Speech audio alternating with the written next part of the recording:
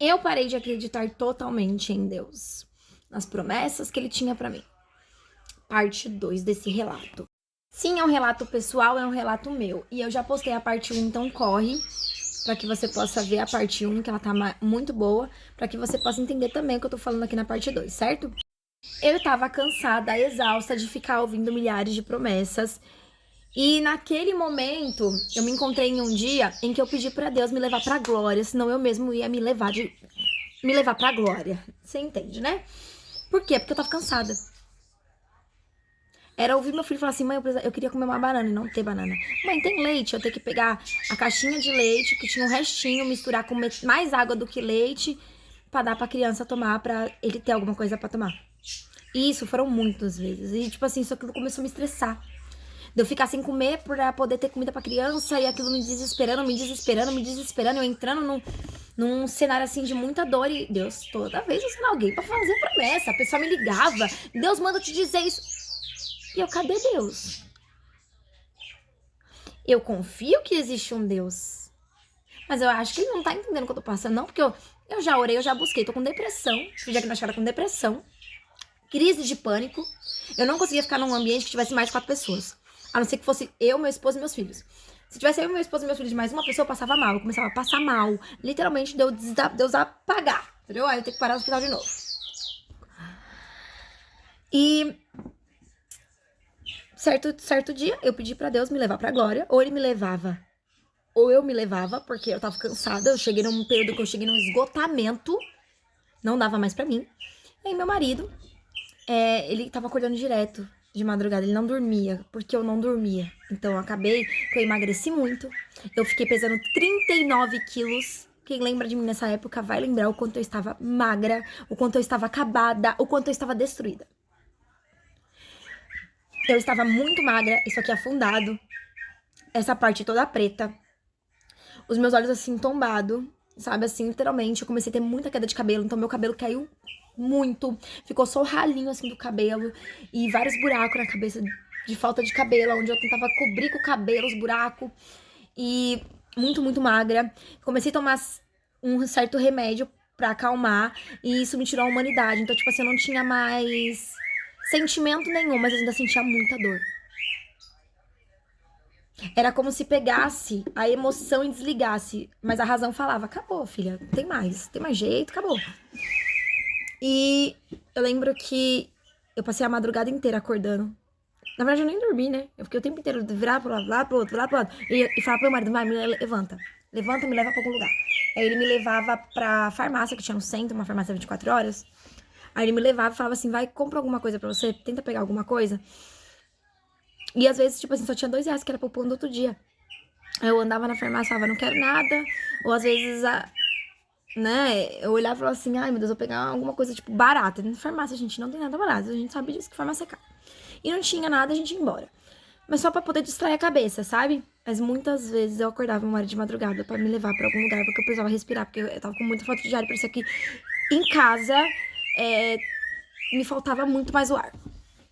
Eu fui diagnosticada com depressão e escutei de muitas pessoas que era falta de Deus. Escutei de muitas pessoas que era frescura minha. Tipo, a pessoa podia ter depressão, mas eu não podia porque era frescura. E falta de Deus, eu orava sempre, eu jejuava, eu buscava. Eu só não tava confiando mais na promessa dele. Isso me tirou totalmente o sentido da vida. Por isso que falam a importância dos sonhos, né? A importância da promessa e do confiar.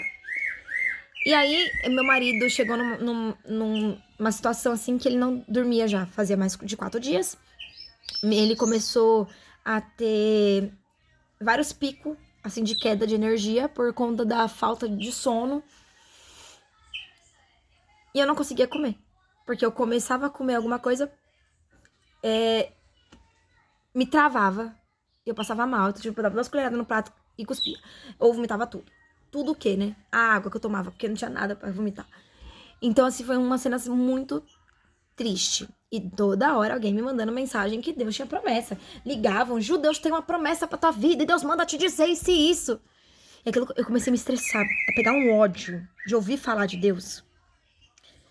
Que eu tava assim, eu oro, eu busco, eu confio, eu peço pra ele me ajudar. Eu tô na pior fase da minha vida, eu tô pedindo pra ele me ajudar como ele ajudou Elias. E cadê Deus? Eu não vejo ele trabalhar.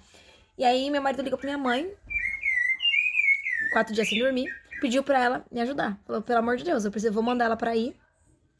Porque eu preciso que, pelo menos que ela fique aí com a senhora pelo menos 1 hora, 2 horas pra mim poder dormir, porque eu não consigo dormir. Ela tá tendo surto direto, o remédio não tá ajudando. Ela não tem mais emoção. Então, tipo assim, mas a dor continua, ela continua sofrendo, e isso tá afetando. E aí ele pediu pra minha mãe ficar pelo menos comigo 2 horinhas lá, pra ver se eu conseguia dormir, porque ele precisava dormir também. E aí ele me levou pra minha mãe. E eu lembro que minha mãe e a missionária Deusa oraram por mim. Oraram, passaram a tarde toda conversando comigo, orando e pedindo a Deus alívio pro meu coração, porque não era demônio, não era. Era o meu emocional destruído. E eu lembro que a irmã Deusa tinha uma medicação lá que era muito pesada, mas que derrubava um elefante. Eu lembro que ela falou pra minha mãe assim, dá pra ela. Porque não tá dormindo faz tempo.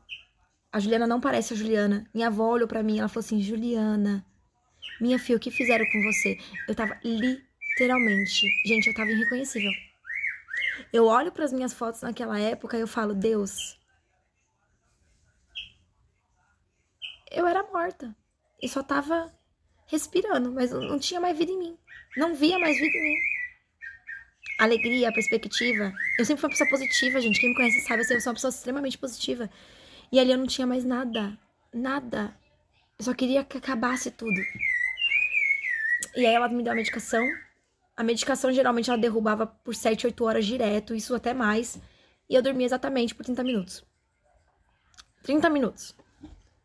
E eu lembro que ali minha mãe falou, vamos começar uma campanha de oração pela tua vida. Já estavam na campanha pela minha vida. Uma grande corrente de oração.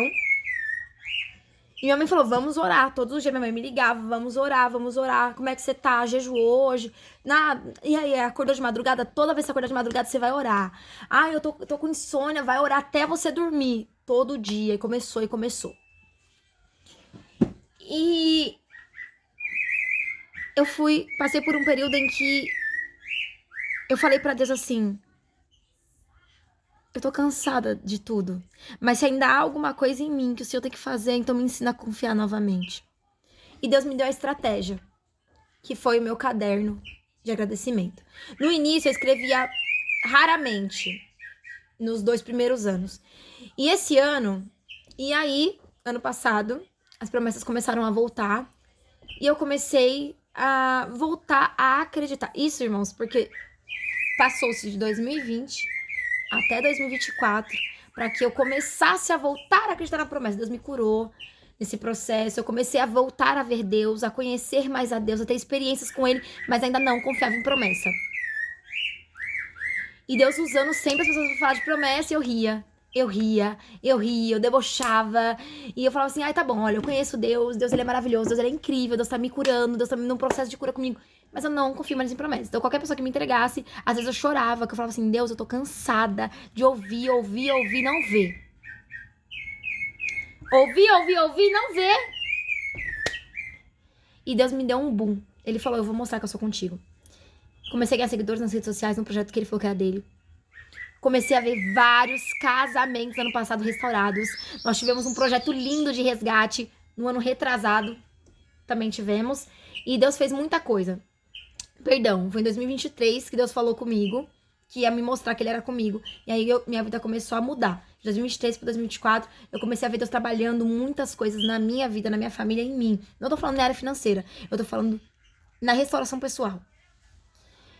E aí Deus foi fazendo mais e mais e mais promessas, falando sempre sobre um propósito. E eu falava pra Deus, eu não quero sinais.